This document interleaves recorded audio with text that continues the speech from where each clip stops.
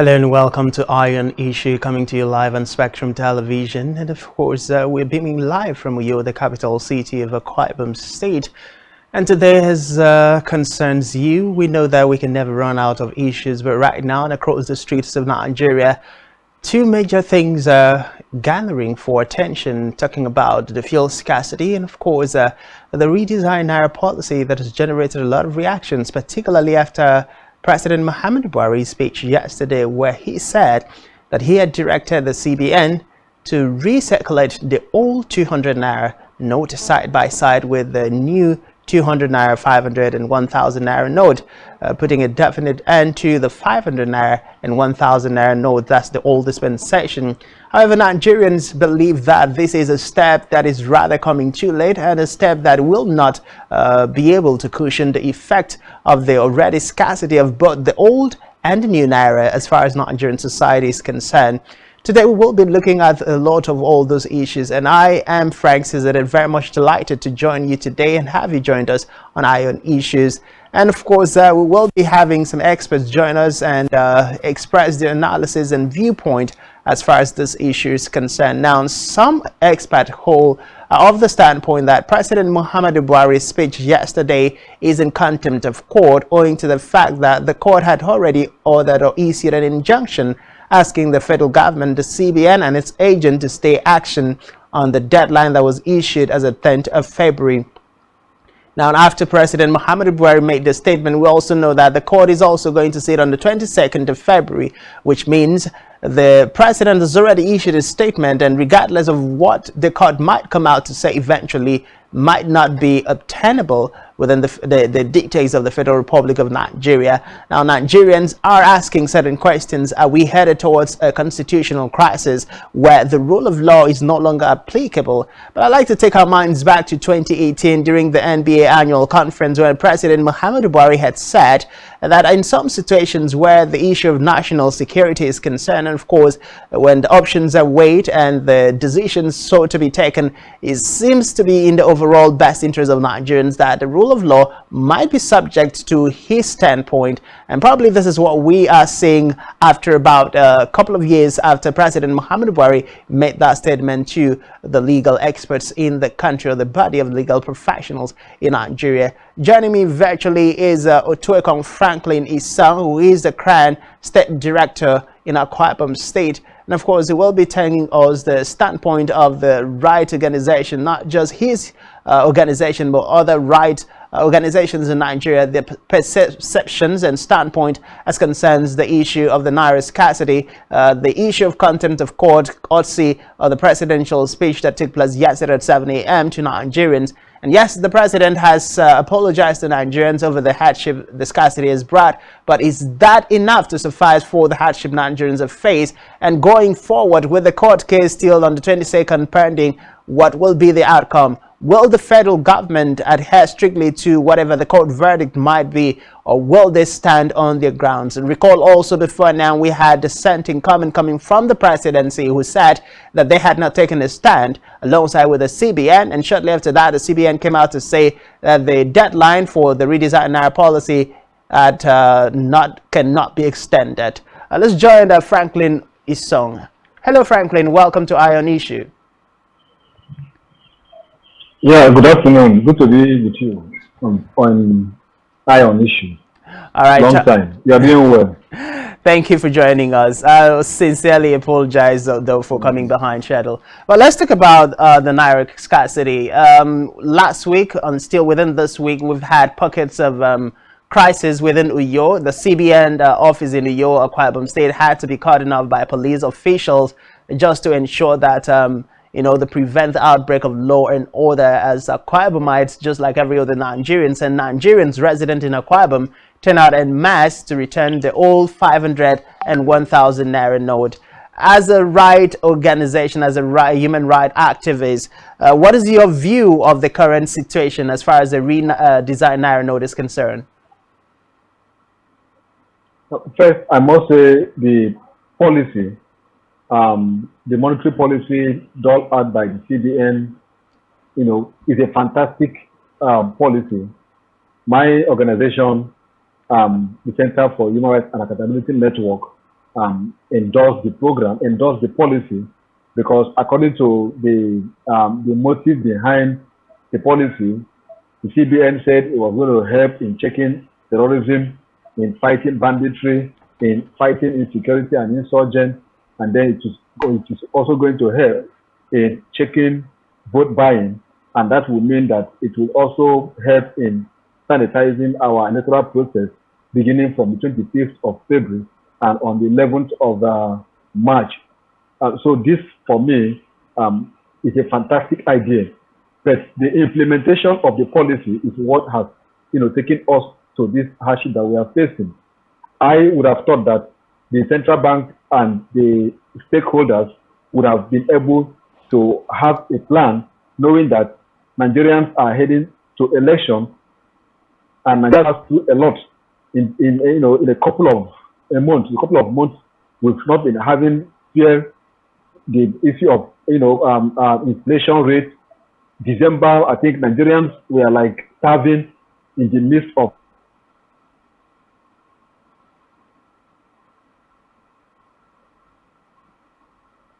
Okay, seem to be having some network challenges there. We'll go back to him once the network is a lot more friendly. But talking about the fact that President Muhammadu Buhari had stand his grounds with the CBN, one of the things the CBN told Nigerians was that the redesigned Naira policy is going to help curb vote buying during the forthcoming general elections, which of course is just a couple of days away. And they also said that the redesigned Naira will also help the CBN recover most of the funds that were outside the vault of the banking system. The issue of insecurity and ransom payment, and of course the operations of bandits and other terrorist organizations also was highlighted as part of the reasons Nigeria had to embark on the redesigning of the Naira. But across different social media platforms, Nigerians have seen video footages of terrorists and bandits in their respective forests and locations, spending or showing forth the redesigned Naira note at a point where Nigerians who are legitimately making an honest living will have to queue for hours in the banks without still being able to access the funds. And of course, this has raised a lot of questions, not to even talk about the fact that some categories of young women whom the Nigerian society would describe as those who are small girls with big guts still had access to a huge amount of money with different videos, footages surfacing online. And Nigerians have asked why the situation is like this, why people are queuing in the banking hall and cannot access money. Others who are or should not have been, have access to the new Naira note are having access to it. The big question is, how are these Naira notes being circulated, and how has it been able to find its way to the hands of these terrorists when Nigerians cannot access them? Another issue Nigerians are asking is on the deadline given by the CBN, which of course expires today, unless of course the CBN will come out and give an extension, has to do with the return of the old 500 and 1,000 Naira note. Recall the CBN opened its portal online for Nigerians to fill and then get to use and follow the process to return the old 500 and 1,000 Naira note to the CBN vault. And of course, if you look at the scattered or the spread of the CBN offices across the 36 states of the Federation, looking at Akwa Ibom State, for instance, we have just one CBN office and one CBN headquarters servicing thousands of Akwa Ibomites. And the questions we've been asking is, what is the possibility that within the 3 days extension or time frame that was given by the CBN, that the average person within the rural community will be able to go to the CBN office and be able to return the old Naira notes. Another question is the fact that before now the CBN had said they will use a distribution agent to ensure that the new Naira gets to the people, and they are also able to mop up the old Naira notes. So far, nothing seems to have been seen across Nigerian society in terms of implementation of these directive or this promise made by the CBN. Now, at this point in time, Nigerians are still of the opinion that probably President Muhammadu Buhari should have extended the circulation of all three Naira notes, the 200, the 500, and the 1,000 Naira notes back in circulation for the next 60 days, and then should have ordered the CBN and the relevant agency, including the commercial banks, to ensure proper implementation of the policy. There is another question on the contention talking about the fact that within this period of the Naira crisis and scarcity, Nigerians have found it very difficult to make online transactions. Persons have made transactions and have had to wait for days before it eventually gets to deliver.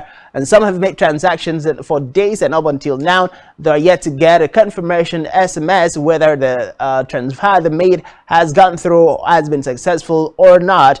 And it's even worse when you're going to the POS operators to make a transfer to get cash, and you do several transactions without getting a notification that, you know, the transfer has been successful. These are the issues Nigerians are facing, and I'd like to hear from you. And of course, the numbers on the screen, so you can join the conversations and let us know what the situation is like on the side of the line. Whatever state you're calling us from, just let us know the situation in your state. And of course, we'll be heading back to join our guest, Otuekong Franklin. I think the network is back and friendly. Okay, Otuekong, let's head back to you. We're on the move to answer the first question, talking about your standpoint as a right organization. All right, can you hear me? Yes, can you hear me? Yes, you are on. Go ahead. Okay, so like I was trying to say, that Nigerians had passed through a lot in the past, call it 7.5 years under this administration.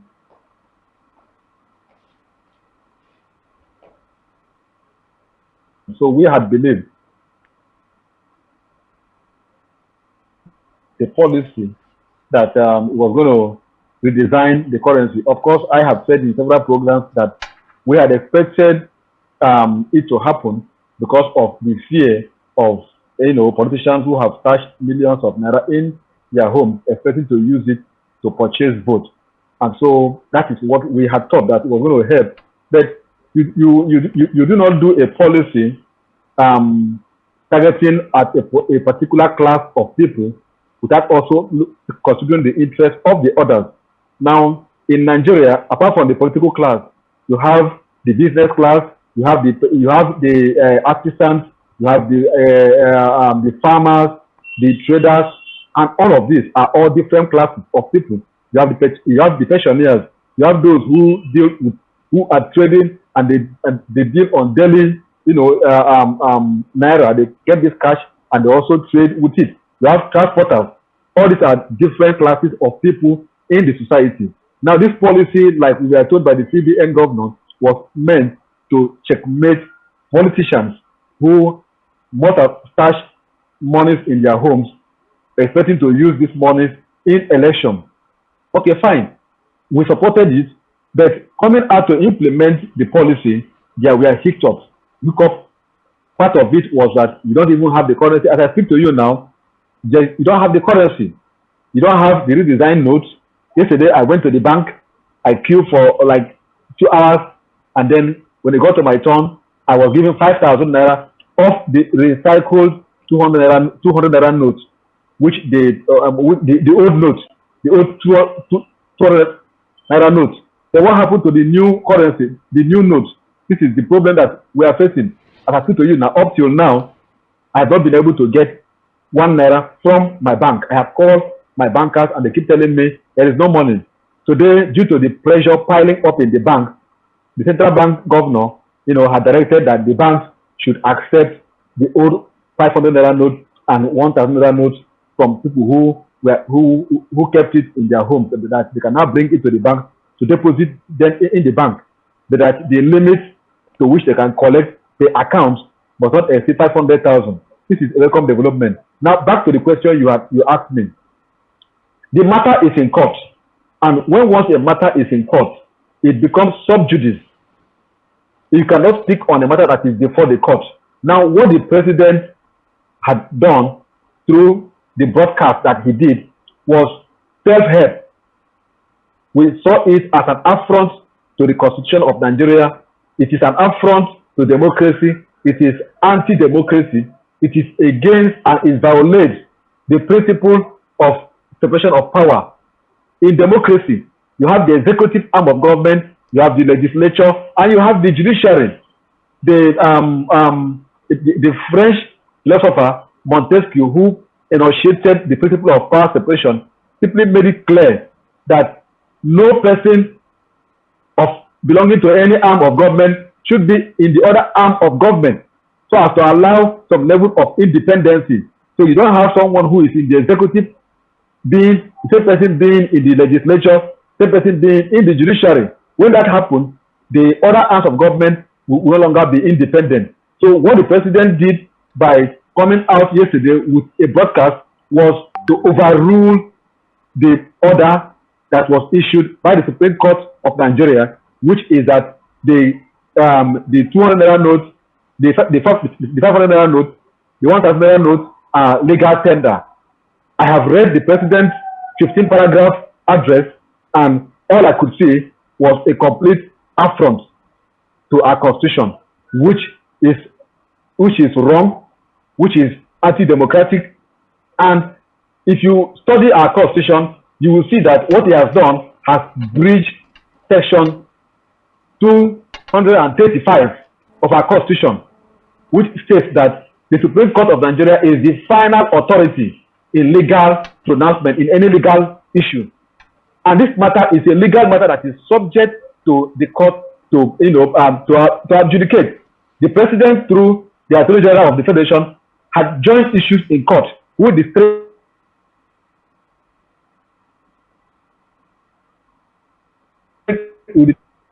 state government.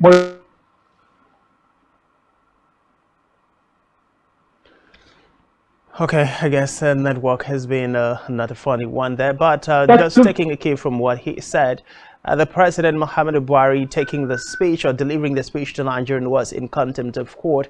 I wish you could hear me. My next line of questions would have been, all right, so welcome back, Otracon Franklin. So my next line of question is, what is your assessment of the impact of the new Naira crisis on the average Nigerians as we speak? How would you assess the impact of the crisis? It's devastating. As I speak to you, I cannot be able to access my account. There are those who survive through medication, who are sick in the hospital. There are those who believe in like, for example, the POS operators. Have you gone around the Uyo, for instance, to check across the state, across Akwa State? You will not see a POS operator operating because they don't have the money. So that has affected that sector of the economy. Go to the market today. If you don't have cash, you can't transact. You will not see anybody having cash. Those who are doing transporters, they don't also have passengers to carry because passengers do not also have cash. So the policy that was well thought out but poorly implemented has affected negatively on every sector of the economy. So no person, you go to buy fuel today, they will tell you you must have cash. It's on train stations. And even the ATM card that you have, a network, is not even, heavy matters. So it's like the policy was horribly packaged, and the policy is given a very bad, effect on Nigerians. And so our position is very simple. The president has breached Nigerian constitution. The president has overruled the Supreme Court of Nigeria, and so the president should withdraw his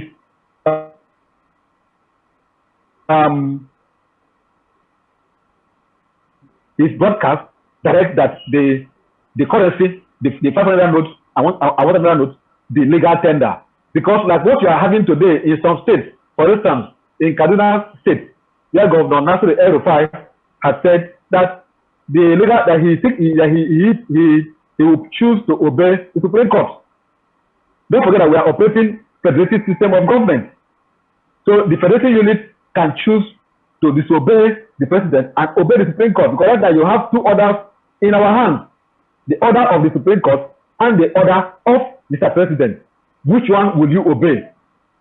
Some state governors have chosen to obey the Supreme Court. I for one, I stand with them. And I support the Supreme Court because the Supreme Court is the highest law of the land.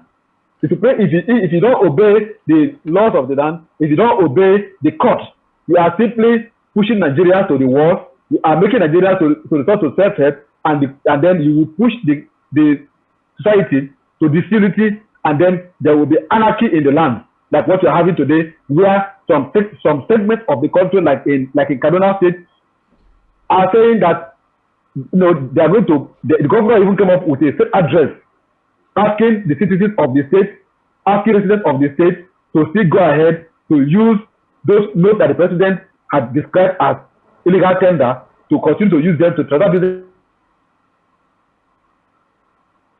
Now, Judge, now tell me, if other states go on with such. I hope network will be a lot more friendly with us. And of course, if you just joined us, this is Eye on Issue coming to you live on Spectrum Television. And we're beaming live from Uyo, the capital city of Akwa Ibom State. Glad to have you back, Otueko Franklin. Sorry, network is a little bit troublesome today. I'd like to ask, going to what you've just said, are we headed towards a constitutional crisis? Because you've just mentioned that the state government can choose whether or not to obey the federal government or to obey what President Muhammadu Buhari has said as the Commander-in-Chief of the Armed Forces of Nigeria. Are we headed, do you see Nigeria heading towards a constitutional crisis in a situation where the federal government led by President Muhammadu Buhari is not able to abide by whatever court verdict that might come? And of course, they've already flouted one court order already.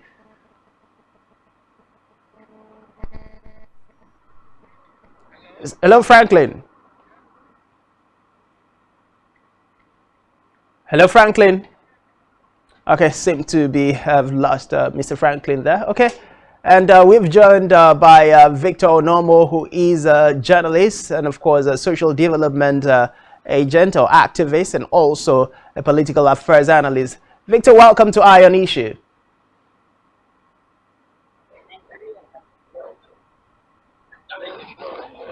Hello, Victor, can you hear me? I am live. I'm live with you. All right, you might want to steady your camera. SpectrumTv? Yes, you might want to steady your camera and position yourself in one place so we can have this conversation.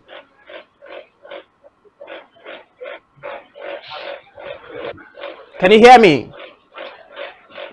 Yes, can you hear me? Yes, I can hear you, Franklin. Victor, can you hear me? Hello? All right, let's go back to Franklin. Mr. Franklin. Network is really funny today. Can you hear me? Yes, I can hear you. Let's go ahead. Now, looking at the present challenges that Nigerians are facing. Can you hear me? Oh my goodness, network is a little bit troublesome this afternoon. I hope we get past this one. All right, let's get back to Franklin's song. No, can you hear me? Yes, I can hear you. Can you hear me? Can you hear me? Can you hear me? Yes. Hello? Yes, I can hear you now. Hello? All right, so let's look at the present situation. Do you think Nigeria is ready for a cashless policy? And I'm asking that question because within this period of the cash crisis or the Naira crisis, we've seen banks misbehaving or bank apps misbehaving. We've seen Nigerians struggling to make transfer or to make transactions online. And one of the things that the CBN told Nigerians is that the essence of this redesign is also to further fast track the cashless policy within the Nigerian society. Looking at what has happened, do you think Nigeria is ready to go cashless? Yes, before I get to that question, let me make it clear once again that the president broadcast violates Nigerian Constitution, violates Section 235 of our Constitution that made the Supreme Court the final, authority in legal matter, and the president in Section 287 sub 1 of our Constitution is supposed to enforce, obey, enforce, and give effect to decisions of the Supreme Court. The president swore to uphold our constitution, and he cannot violate the same document that he swore to uphold and then expect Nigerians to obey the law or to obey the same constitution. So he ought to have led by examples. And so when Governor Nasiru El-Rufai and Governor Abdullahi Danguje and other governors are saying that the action of the president is unconstitutional, is ultra-virus, is an affront to our democracy, that the president should revise his decision, otherwise he is leading us to a very serious crisis. I think the CRAN, the Center for Human Rights in Akwa Ibom, is completely in support of the position of these governors. Now, having said that, are we ready for a cashless society? That is the question that you put to me. The answer is, you don't impose cashless society on Nigerians immediately. Nigeria is not ready for a cashless society. Nigeria is not ready for a cashless economy. As we speak, I find it difficult to make transfer. I tried severally to transfer small amount of money, call it 5,000 to someone this morning. With my bank app, I have tried severally. I can't transfer. Now this is, I am in the urban city. How about those who are in the hinterland? How is the network efficacy? So you don't impose cashless economy on Nigerians overnight. You allow it to grow with time. You allow cash to still be in the system, while you allow for those who can manipulate, who can use the online app to use it. But right now, you have withdrawn cash from the hands of Nigerians, and you're telling us to go cashless. And then one is trying to make a transfer in the bank app. Is it possible? Now, every business is not done with the bank app. I've just told you, even those who are doing the POS business, they are completely put out of their businesses. So you also consider some other class of people who are making such kind of policy, like going e-banking.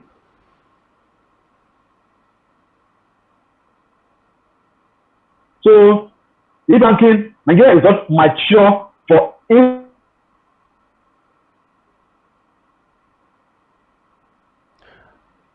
All right, we have to come back to the thank you very much to Econ Franklin in the area of e-banking. Of course, like you rightly said, it seems that we are not ready and fully prepared for Nigeria to go cashless, and with the cashless policy, in a situation where Nigerians find it very difficult to make online transactions, at the point where the CBN has said the essence is to go fully cashless in the shortest possible time. Okay, we've been joined by Victor Onomo. Victor, welcome to Iron Issue. Hello, Victor. Hello, Victor, can you hear me? Hello, Victor, can you hear me? All right, let's go back to Franklin. I think getting to Victor is becoming a bit of a more hackling task. Franklin, just before we let you go, briefly, please, before we take a first short break, let's look at the POS and the CBN order, where the CBN governor has come out to say that CBN operators who are charging more than the average of 200 naira for any kind of transaction should be arrested and prosecuted. He went a step further to ask that CBN or POS operators rather can come to the CBN to collect whatever extra charges they incur in the process of serving the Nigerian society. Do you think this is a realistic approach? Is there a possibility for CBN to do that? And I'll come back to you to answer that question, but quickly, let's take this call. Hello, welcome to Iron Issue.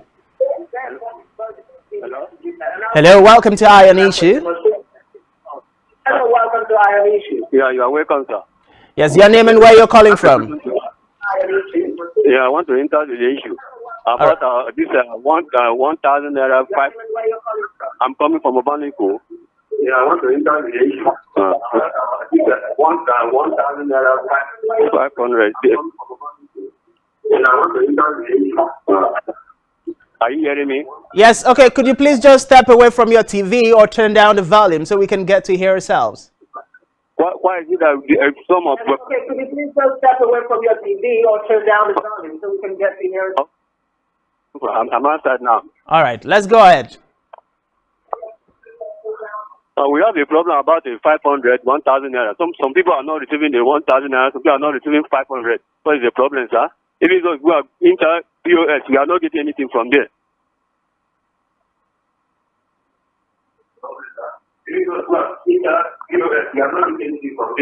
All right, so outside the 500 naira and 1,000 naira note, are you seeing the old 200 naira as well as the new 200, 500 and 1,000 naira note around your locality? Are you seeing the old 200 naira as well as the new 200, 500 and 1,000 naira note around? Okay, I guess we have to let you go. Many thanks for joining us. Please ensure that once you call, you walk away from your TV set so that we can have a civil conversation. And the number to call is right on your screen. Let me come back to you, Otuekong Franklin. Do you see the order by the CBN governor, Godwin Emefiele, as being realistic, where he has said that POS operators cannot charge more than 200 naira for any kind of transaction, and those found culpable should be reported, arrested and prosecuted? Is also offered an alternative for them to go to the CBN to collect whatever extra charges they may incur in the process of serving Nigerians. Do you see this happening realistically? It's just one of those policies or statement made by people in position of authority that might not be implemented. Politician, as far as I'm concerned, and he is playing politics with the lives of over 200 million Nigerians, because of the sensitive office he is occupying. I have just told you I've not been able to get 5,000 naira. Today I have made several calls. The banks are not paying. And here you are saying that the POS operators should not make charges if they have the money with them. They should rather come to the bank to get whatever profit they would have gotten from their customers from you. When you don't have the cash, when you don't even give out the cash, why don't you instead make the cash available so that Nigerians will be left with the option of either going to the POS operator or going to ATM machines? I have told you the ATM machines are not paying, the bank are not paying through the counters. So if someone from the POS who manages to get the cash is doing business with it, I tell the person, don't do business with it. Instead of you to make the cash available, what is difficult in the CBN governor making the cash available to Nigerians? I don't even prefer using POS. I have called my bank, I have gone to the bank, I have gone to ATM. I can't get this cash. So if I see a POS operator who offers to give me the cash and charges me, I will simply go in for it because that is the only option standing. So the CBN governor is a politician, and unfortunately, is playing politics with the life of over 200 million Nigerians, which is very sad. All right, briefly, before I let you go, there's been a lot of growing concern about what people will call people with special needs. Okay, but before I come to you, let's take this call. Hello, welcome to Ion Issue. Hello. Hello, welcome to Ion Issue. Your name and where you're calling from? My name is Paul Odemiru. I'm calling from Lagos. Welcome, Paul. What's your contribution? Thank you. It is unfortunate that the people that swore to defend the law of the land are the ones breaking it. It is quite unfortunate if Mr. President will overrule the decision of the court without any remorse doesn't feel like as anything has happened. You can come to Lagos today, the whole place is in shambles, is in trouble, is in chaos. From Ikorodu to my 12 to K2, to Songo, to Agbado Jaye, to Kola, it is in chaos because of this cashless policy. There's not enough cash, the new note is not around yet, and yet we are banning the old ones. It is unfortunate, it's not done like that. Why are we like this? What is wrong with us as a nation? Are we cursed? Simple thing. Let the new ones be around or be available to the masses. Then you can cut and withdraw the old ones from circulation. But our case is the reverse is the case. Or if there's any political reason to it, they should come out and tell us. People are suffering, for God's sake. In my area here, people are not receiving, they are not collecting the old notes. People, I saw a woman today that was holding 100,000 naira. She came to the market with only the last 300 naira in her pocket as the ones the transporters can accept. And as I'm telling you, the woman had to trek back home because nobody is accepting that 1,000 naira note from her. It is unfortunate. Why are we treating ourselves like this? Are we slaves in our own land? Are we second class citizens in this country? Now, Mr. President left this country in chaos and traveled for our AU meeting or whatever meeting to come back on Monday. It is quite unfortunate. People that swore to defend the law of the land are the ones breaking it. And I wouldn't blame any governor if they come out and say this thing is still legal tender in their state to prevent wahala and troubles. And that's I'm advising the Lagos State governor to please come out and address the state. To continue to accept this, otherwise this state is going to go up in flame. I can see it all around. All right, thank you very much, Paul, for joining us. And we pray for this not to happen because as alleged by Governor Nyesom Wike of Rivers State, that perhaps this is a plot by some key actors hidden within the ranks and file of government to disrupt the 2023 general election so that an interim government can be imposed on Nigerians. And that is something that we do not want to see. So in these words, Nigerians should do the best they can to not protest, to not go out in an uproar that will lead to the cancellation of the presidential elections. But shortly, let me come back to you. Mr. Victor, can you hear me? Hello, Spectrum, I can hear you. Can you hear me, Victor? Hello, Victor, can you hear me? I can hear you clearly now, Mr. Francis. All right. Briefly, please. What's your reaction to the ongoing... Yes, I can hear you. What's your reaction to the ongoing crisis of the new Naira note in Nigeria? Mr. Francis, it's very unfortunate to find ourselves in this situation right now. Because when we talk about transmitting into e-economy, that simply means you would have provided enough technology, you would have made enough ground for people, you would have also provided, as it stands now, let me use Akwa Ibom State for instance now. You have people who are living in the riverine area, the entire area like Bakassi, the entire area like Obosi, where people are transacting business. I can tell you for sure that there are no banks in those areas. Now, if the man who wants to save money has an old note, how does he leave that area to where, as I'm also talking to you now, there's a youth crisis in Oron where a bank is alleged to have been touched. So the thing is painful. You're running e-economy or running, going into a money swap in a critical period like this election period sounds a bit political. I think that's my observation there. Because like someone rightly observed, I see this as is not a monetary policy, it's a monetary politics. I put it as a monetary politics. Because if not take about over 1 trillion naira from the people, and you are sending back less than 500 billion naira to the same people. And the question now is this: who are those? When you talk about excess money in circulation, who are those with this money? Are the money in the hands of the poor? And why are you taking the little money in the hands of the poor back to the banking system? This is completely wrong. Because if you are taking this money, if the intention was to check money laundering, if the intention was to ensure that the economy is properly streamlined, then you would have looked at the poorest of the poorest that you are taking about 50,000 naira from or 100,000 naira from them and return to them. The target should rather have been those with bulk money running into billions and trillions.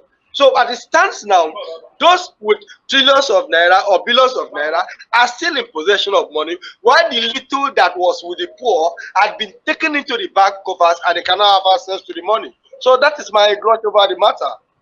All right, thank you very much. I wish we had a lot more time on our hands to hold this conversation. I'd like to thank you, Franklin Isong and Victor, for coming on Iron Issues today. We'll definitely have this conversation another time because we're running out of time.